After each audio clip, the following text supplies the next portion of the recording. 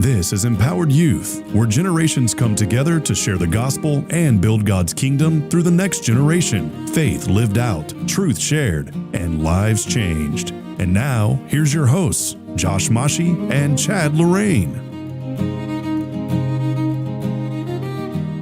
Hey everybody, welcome back to another episode of Empowered Youth. I am your host, Joshua Mahshi, and this is your co-host, Chad Laurain, FBC Youth Minister Chad Laurain. How are you doing today, Chad? I'm doing fantastic, Josh. How are you doing today, buddy? I'm doing really good. Yeah, it's been a great week. Great Wednesday Night Live. This Wednesday we had a good turnout. Yeah, good turnout. The kids were, now I teach sixth graders, and the kids were awesome. They were fascinated that I was from Lebanon. How did they know you were from Lebanon? I don't know. I really don't remember how. Did you speak a different language in class? I didn't. In fact, they asked me after they found out that I was from Lebanon. So yeah. They thought that was pretty cool? Yeah, they were fascinated with that. Okay, so after they did that, did they ask you to say other things? They asked me to speak a different language, which was French. And so I spoke French to them as well. Blew their minds? Yeah. Did any of them ask you to say their name in a different language? Every single one of them. And I was like, it's the same. So it was really funny to explain to them that. And they were like, why? Did they look disappointed? Yes. But in the end, I told them that like all names are the same. And so, yeah. Mm-hmm. How was Wednesday night for y'all? It was fantastic. It was awesome. We had we did a lot of games for our Wednesday night, and Drew had that. We had Drew heading that up mainly, and he did a phenomenal job. But we had a food eating contest. Oh, I saw. It was a competition, right? So it's like you don't know what you're gonna eat, and none of it's good. And we're getting ready to start the competition. I'm looking at the table, and there's this one girl sitting at the table, and it was like immediate regret and panic. And so I was like, at this time, does anybody have any reservations for the choices they just made and want to bow out? There's no shame in it. I couldn't even finish, and she was like, so we subbed her out. It was awesome. You know, the funny thing is too, is out of all the competitions and games we did, that girls dominated. I mean, who was it?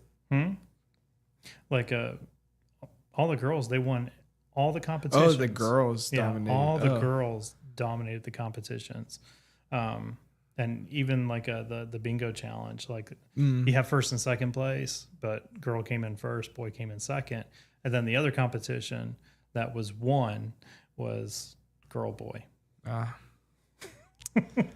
Yeah. Boys that are in youth are at an age where if they think competitiveness is not cool. And well, some of them, I mean, the boys, they talked a good game, but when it came to the time to deliver, they did not deliver. I was just shocked. I was like, really? So I wasn't expecting it. Some of them, I was like, I you have your suspicions and who's going to win a competition. Yeah. I'm just like, man. Yeah. They surprised me. Yeah. Well, have we ever talked about who your favorite disciple is? My favorite disciple? Yeah. I don't think we have. Okay. Who is your favorite disciple? It's a toss-up between John and Peter, man. John, I like John. I like the book of John. Oh, I love the book of John. I love Peter's heart. You know, he wanted so much. But yeah, it's a toss-up between them two. Yeah. Now, the funny thing is when in the Gospels, like the first time I read the Bible, my favorite Gospel right away was the book of Matthew for the longest time. Then it went to Luke, and now it's John. Yeah. What about you? Favorite disciple? Favorite disciple. Okay. In the past couple of years, I've related the most to Thomas. But growing up, Peter... So you had a lot of doubts. Yeah. Okay. But growing up, Peter was my favorite. And then I read Paul's letters, and Peter was like no longer my favorite. And then I read the Gospels again. What took Peter out of the running? Just the entire fact about Paul and everything. Yeah. And then I read the Gospels again, and I was like, Peter is so annoying. Like, please stop talking, Peter, right now. Like, I don't want you to say anything. And then at Beach Reach, I was like, oh my gosh, I am Peter. So I was like, yeah. See, that's the lore. That's why like I struggle with which one do I like more, because we all tend to be a lot like Peter. Yep. If we sit and actually are honest and slow, closely examine. So Gospels. Favorite gospel? Like, when you first started reading, what was your favorite gospel? So my dad used to have this dramatized audio Bible as discs, and I think the first gospel that we listened to was Matthew, and then we listened to John the most. But I really loved Matthew as we listened to it, and I memorized the entire passage from Matthew 3 because of that.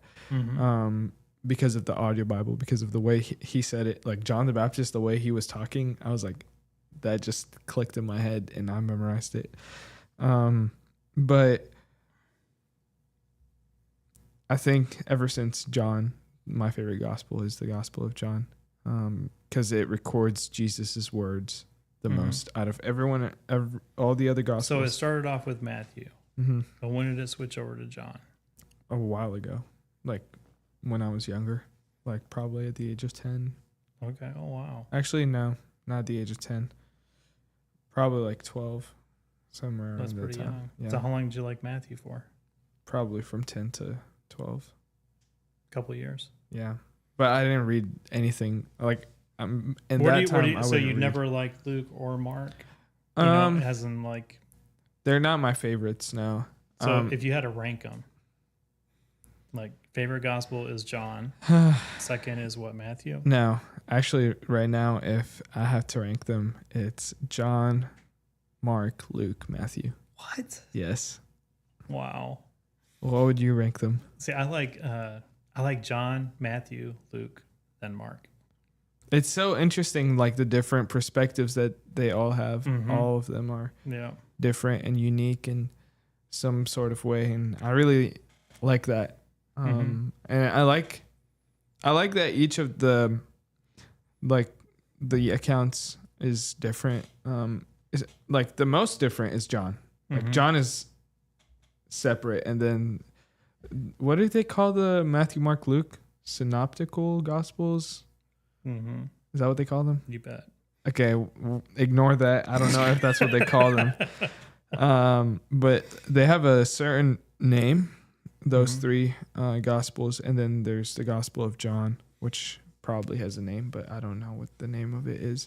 And so it's so interesting that the Gospel of John talks a lot about Thomas too. Meanwhile, other gospels don't talk about that. Which, now that I think about it, now I know why in The Chosen, they made John and Thomas like close friends. Because the Gospel of John records what Thomas did a lot of times. So out of the disciples, if I can pick like a couple that like stick out to me, it would be Andrew and Philip and Thomas. They stick out to me like for some reason. I'm like, they're interesting. Like not a lot is recorded about them, but whatever is recorded about them is it'd be really interesting is, you get this group of disciples, the 12, all from very different backgrounds.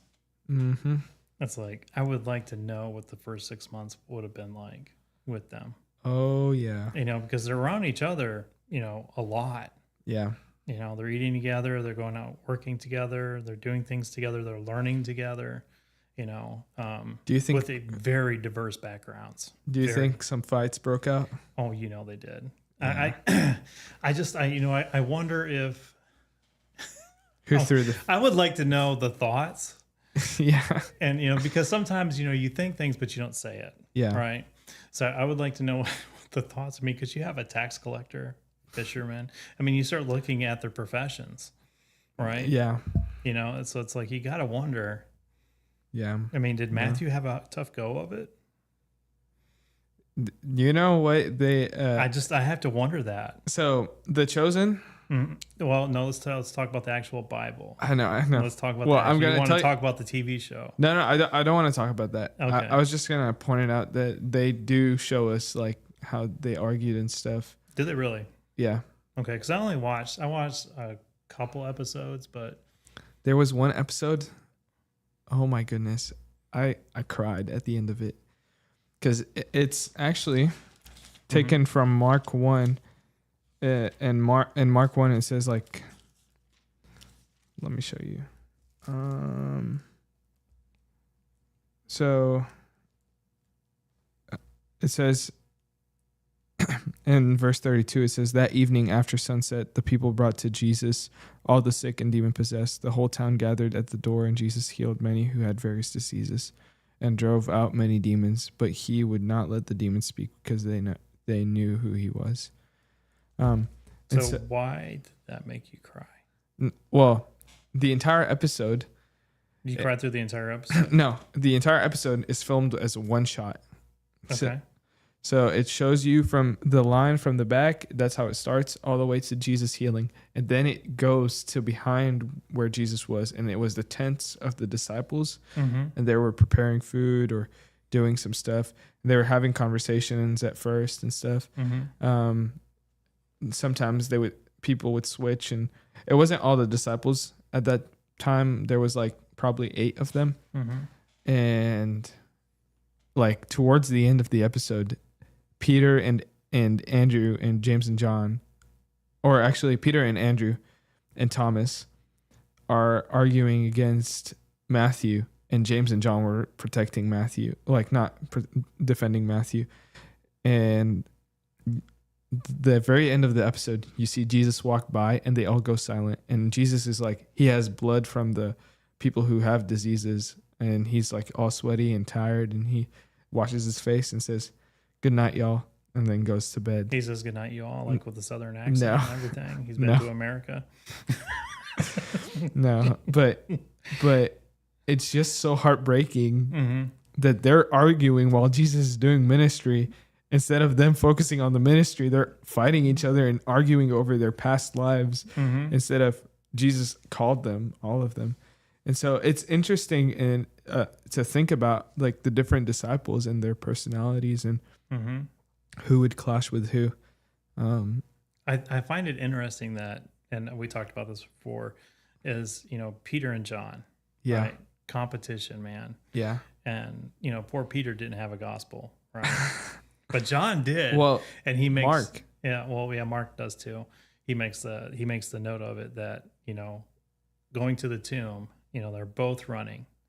And then John makes note. I mean, you have to wonder if John like smirked or just giggled within himself, thinking about back then when it happened and remembering when they first came on and how they competed with each other in that sense. Yeah. That he's sitting there writing that John outran Peter. That's right, I beat you, buddy. It would be it is interesting to see why would John take note of that. But why did Mark take note of it too? Well, Mark didn't. Well, the gospel, I think, of Mark and Luke says that they both ran to the garden, but it doesn't mention like John beating Peter. It's only in the book of John. Yeah, but I was saying that the gospel of Mark was written from the testimony of Peter, and so Peter didn't want to talk about it. Probably not. Strike that from the record. But it's interesting. One thing that I was reading the Gospel of John a couple of days ago. Actually, I was listening to it in my car. But I was listening to chapter 21. And Peter, Jesus just had this whole redemption arc not his redemption arc, but he was making Peter's redemption arc right there and redeeming him. And he tells him, like, feed my sheep. Do you love me? Like all this stuff. And then he says, follow me. And then Peter, instead of Peter, like, okay, saying, yes, Lord, I'll follow you.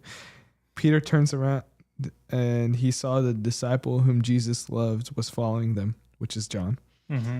And when Peter saw him, he asked, Lord, what about him?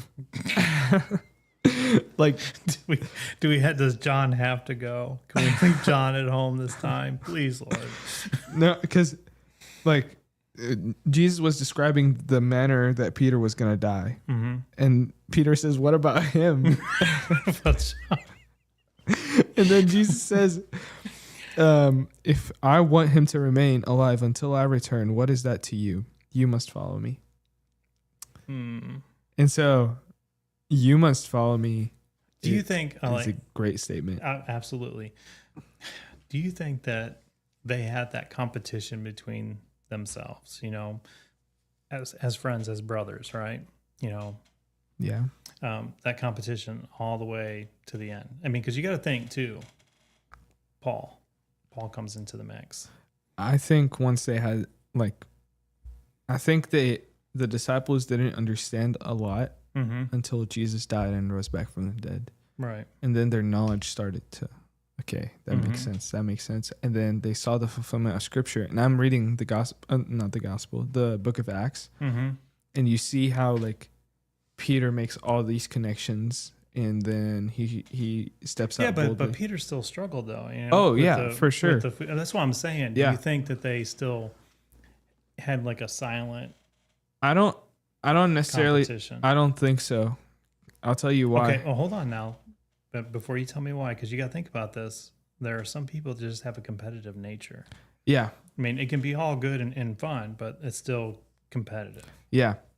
I don't think so because Jesus, before he died, he prayed that all his disciples would be one mind, just as him and the Father are one. Mm-hmm. And so I think that the disciples like started to understand, and like if I would assume that yes, sometimes they would fall short and compete and whatever. Well, I mean, I'm talking about like, you know, healthy competition. Yeah. You know, I don't think there was necessarily a jealousy between them. Well, yeah, I'm not saying a jealousy, but I'm just thinking, do you think they still competed who could do more? Who can do clean better? Yeah. Who could do this? Who could do that? You know, that it's all in fun and it's not like it was before. Yeah. You know. Potentially. I mean, I would assume they might have. But there's just going back to the beginning of the conversation, there's just so much I wish that we had more. That we had more, just to know. I mean, yeah. Because that's so. I mean, when you get a big group of people and there's so much diversity and so many different backgrounds, it can be very complex in the way that people get along and who they talk to and who they don't talk to and who they hang out with more and who they hang out with less. Than friends, best friends, acquaintances, things of that nature.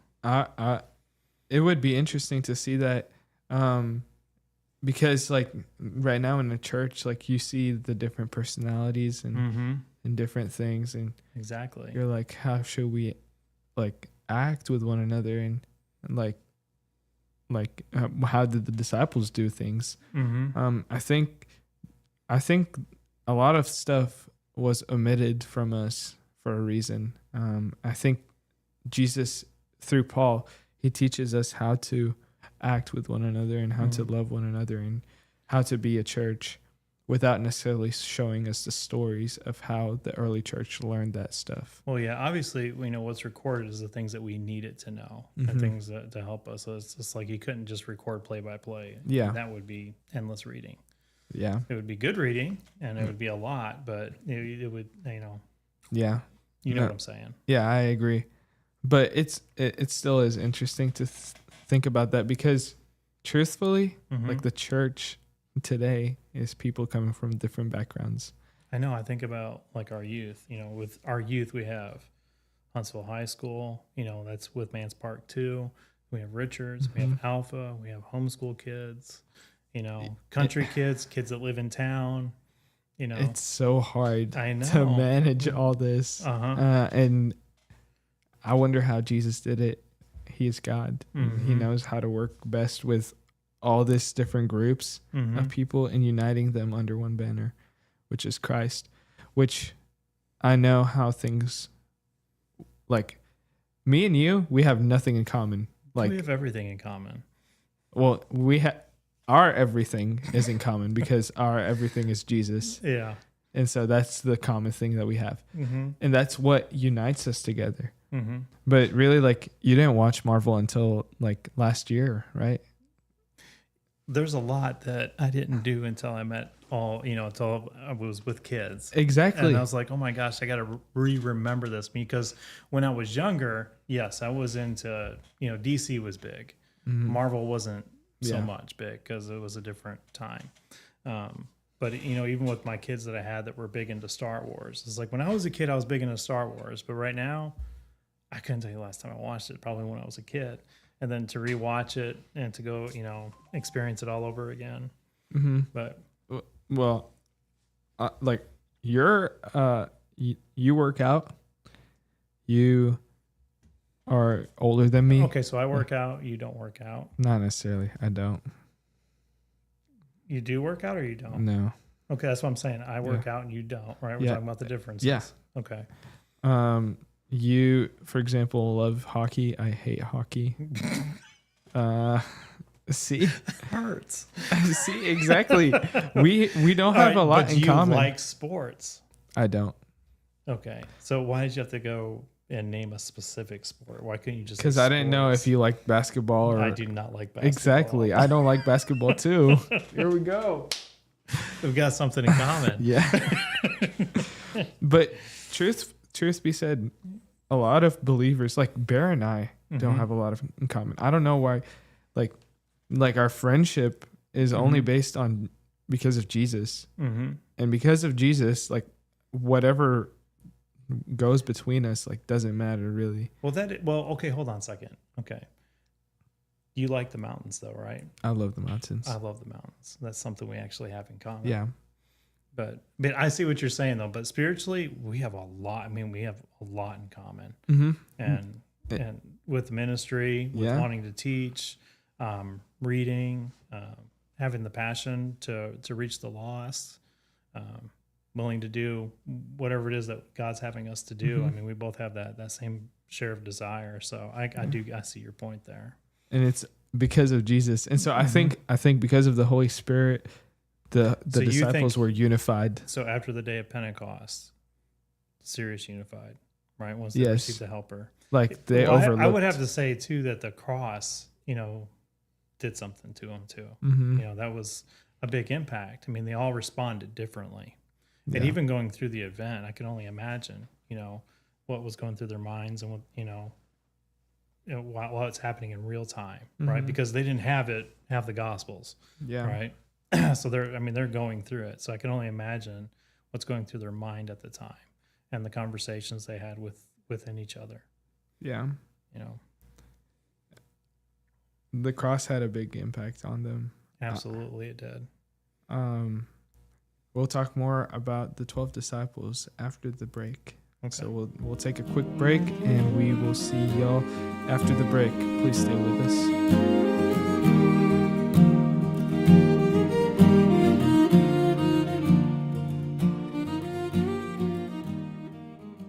Do you enjoy programs like the one you are listening to today? These programs are made possible by the generous support of Spirit Radio underwriters. We invite you to consider underwriting Spirit Radio to help us to continue delivering quality, uplifting, and inspirational programming to our community. To learn more or to donate, visit spiritradio.fm. Thank you for your support. And now, back to Empowered Youth. Welcome back to this segment of Empowered Youth. I have a quick question. Okay, go ahead. See how I beat you to the punch. What is your favorite number? 8.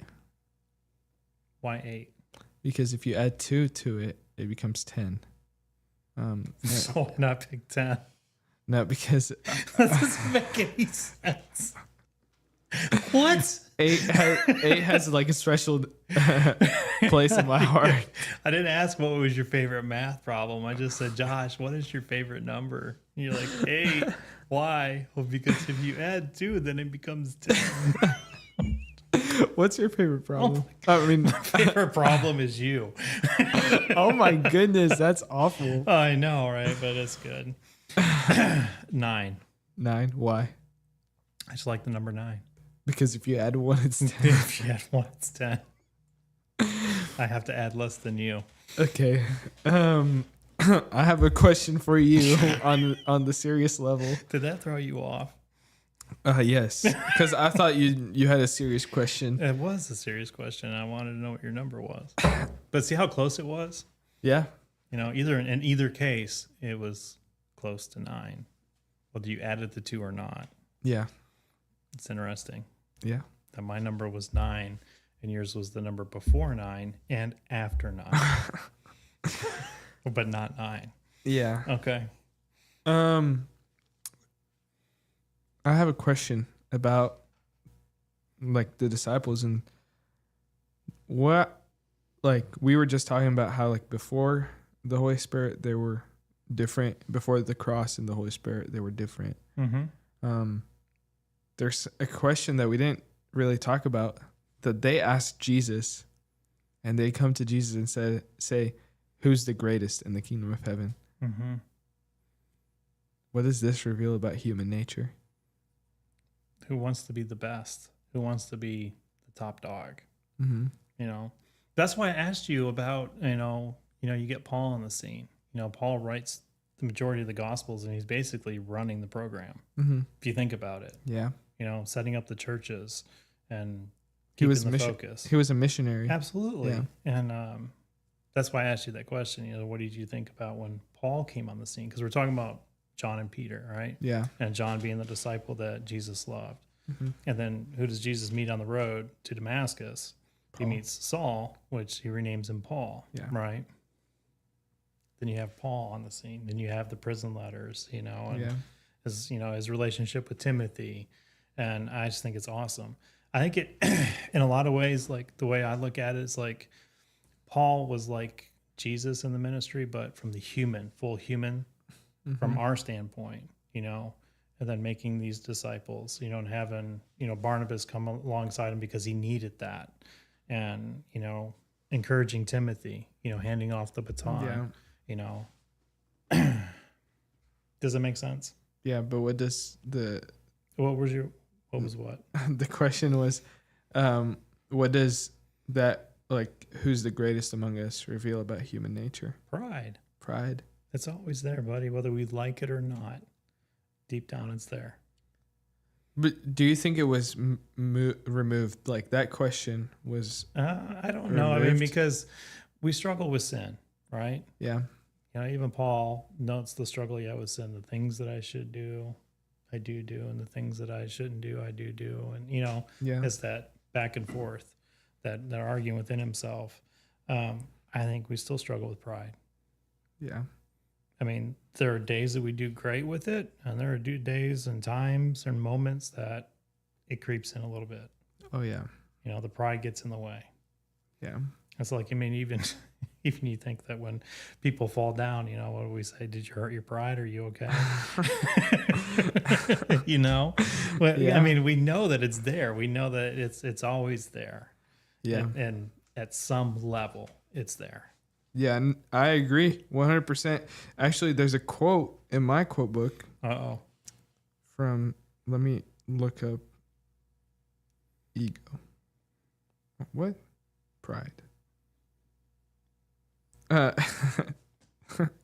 So there's a girl that works at the BSM. Her name is Andrea. Mm-hmm. And she's so funny. But one time, Brian, Brian, mm-hmm. I don't know what he did. He probably was yelling and whatever, ouch, you hurt me or whatever. And Andrea said, he's not hurt. That's just his pride.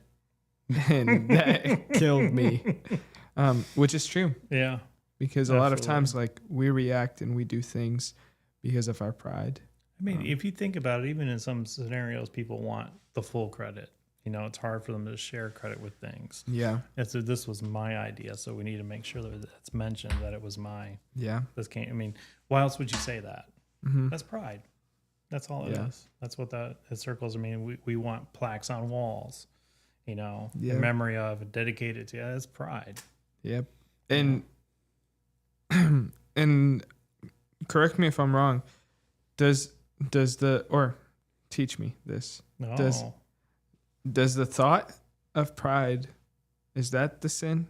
Or like, because like sometimes like when I'm doing things, I'm like, I want people to know I did this, and then I like as soon as I say that, I'm like, no, I don't want this. Like this is not for my glory, but for your glory, Lord. Like I don't. Please, like, don't let me be recognized. This goes to take every thought captive. Yeah. Right? I mean, because you can't control. I mean, it's not always your thoughts that are coming into your mind. So, where the originating source is, I think it's more so on what do you do with it? Do you dismiss it? Do you shut it down in your mind and don't act on it? Or do you act on it? That's the difference. I think if you act on it, obviously that's no bueno. That's no good. Right? But just having the thought, I don't think that counts. Okay. Does that make sense? Yeah. It's interesting how the disciples were. Like, I love seeing the disciples, how they were a certain way, how like they wanted to be the first, they wanted to be the best. And then after they understood the whole picture of why Jesus came and everything, they saw the whole thing. Like, oof. A lot of them like start becoming humble. A lot of them like change completely. I look at the letters of John, and like he talks about the 3 biggest sins. The lust of the flesh, the lust of the eyes, and the pride of life. And I look at Jesus, and he tells us all 3, like there's a way to defeat all 3 things. So in Matthew 6, it talks about 3 things to do in secret. Okay. Giving to the needy. That deals with the lust of the How do you eyes. give to the needy in secret? Well, like it says, don't let your... Like anonymous donor? No. Like, it's not about that. It's like, don't take pride. Don't do it publicly and make a spectacle of it. I got you. And so, giving to the needy, it deals with the lust of the eyes. Because like lust of the eyes is what, like you would need more. You need more. Fasting deals with the lust of the flesh.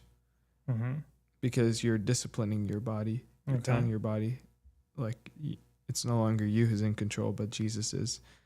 And then prayer in private, in secret, that defeats pride. Because if you notice, when we don't pray, we're telling God, we don't need you right now. Like, I got this. I'm on control. I got this. Like, thank you. Well, that's like with, pray without ceasing. Yeah. You don't have to stay in a constant state of this. Yeah. You don't have to be, kneeling down. You can be standing up. You can be driving. You can be walking. Yeah. I think a lot of, there are people out there that think that when you pray, it has to be like this. Close your eyes and bow your head, right? When you close your eyes to free yourself from the distractions. Yeah. But and when you do this to free yourself from the distractions that you're going to do. Yeah, you don't want to, you want to be fidgeting with something like that. This is full concentration. This is trying to be restrained, right? Yeah. It's like kind of like driving, your hands are on the steering wheel. Yeah. But I mean, shoot, there's times when I'll go for a walk and my eyes are clearly open because I tried closing my eyes before and walking and you drift. That's not good. I don't recommend it. Or you trip and fall. Exactly. and you didn't fall. You didn't hurt realize yourself. that the elevation is moving up. You didn't hurt yourself. You hurt your ego. Yeah, it hurt my pride.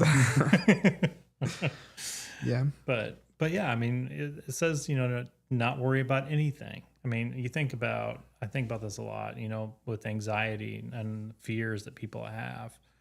And the Bible clearly says, worry about nothing, pray about everything. I mean, I take that to heart. It's like, I'm not going to stress about it. I know the problem's there. I'm aware of it. It's not like I'm ignoring it. But I'm giving it to God. I will pray about it and put it in his hands. And whatever he chooses to do with it or allows to happen, I'm good with it. I'll accept it. I'm not going to question it. Right? Yeah. Well, it's been a really good talk about the 12 disciples, their backgrounds, and And the pride. diversity. Yeah. And the diversity of them.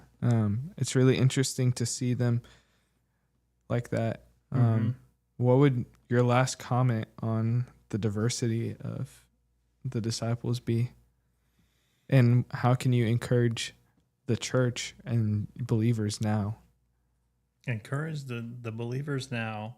And last thoughts on it. This is the funny thing with the disciples, right?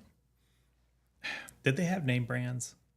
Name brands. Like their robes. No. And their shoes. You think about that. I mean, because that is like a barrier, the way that we dress. We tend to judge on appearance. Yeah. Right. And the things that we do. Do you have a hat on? Did you brush your hair? Yeah. Are your clothes ironed? Because I imagine they didn't have irons back then. So I mean, but you think of the robes because they noticed that Jesus's robe is all one piece, so that made it more valuable, right? Is it like if you had patchwork on, then is that looked down upon? Depending on how much money you had, right? Yeah. But you think about those things. You think about the things that causes us to unknowingly judge people. Right, because we're gravitated to talk to people that dress like us and seem to be like us and carry ourselves like us. That's just a natural. I think that's just human nature, if you will, that we're drawn to not pay attention to the way that people's appearances are, but just be able to go up to anybody. I mean, I think that's the big difference. It's like even when we've talked about this before in the past, like sharing the faith, when there was that guy that was like, I was like, I am not talking to him. Nope, not happening. And then God pressed upon my heart that you need to go talk to him. And I was like, I don't want to though. But I mean, I think that as you mature in your faith, I mean, I like to believe this, as you mature in your faith, those barriers go away. Yeah. They should go away. They should. You That's a sign of maturing. Mm-hmm. That's really good. Really good encouragement. As we end this show, I encourage you guys to love on one another and care for one another and be unified with one another in Christ. Find the common ground, which is Christ, in one another, and love one another, and don't just judge based on appearance. But judge righteously. That's what Scripture tells us to do. And so, love each other. We love you here from FBC Huntsville. Absolutely. Yep. You have a good day. We'll see you in the next episode. Bye.